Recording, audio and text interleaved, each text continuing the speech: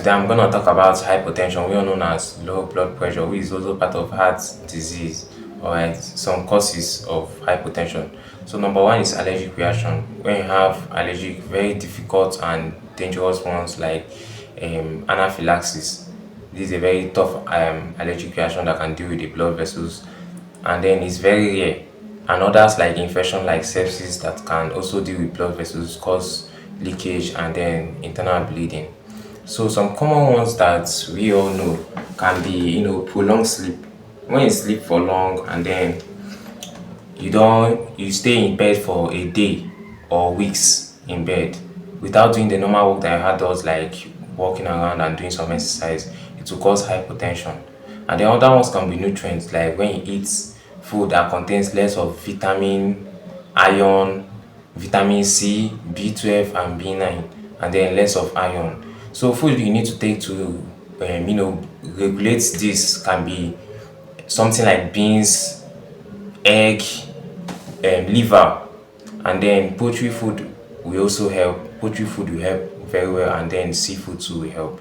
So there are so many causes too of hypertension. So there are certain medications when you take, like all these diuretic medication that reduce water in the body. This diuretic medication known as hydrotizide, that is a very certain medication that reduce water in the body, and then when it reduce excess water, there will be less of blood in the body. And then when there's blood loss, either by injury or by any other means, like maybe heavy bleeding or internal bleeding, yes, that can also cause blood loss, and this blood loss will reduce blood in the body and there will be less pressure. Others can be heart issue. When you have heart issue, it will cause hypertension, because when you have heart issue and the valve that release blood is very big, there will be less pressure, and then the pressure will reduce. And when this pressure reduce, it will cause hypertension. Others can be autonomic nervous system disorder. That's when the nerve that gives signal to the heart when you are doing exercise to work faster and work efficiently. When this nerve has its own deficiency or is not doing the work properly, the heart will work on its own, and then the heart might relax when it's supposed to pump faster.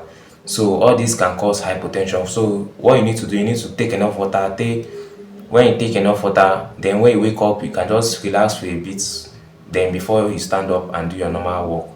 Okay, and then you might take extra salt if there's reduction in sodium. And then your diet too, you need to take more of that contain iron, vitamin C, vitamin B12 and vitamin B, like I mentioned earlier. All right, and then you avoid most of all these things, and then to help you build a healthy system to avoid hypertension. All right, stay safe, keep your body safe, and then stay safe.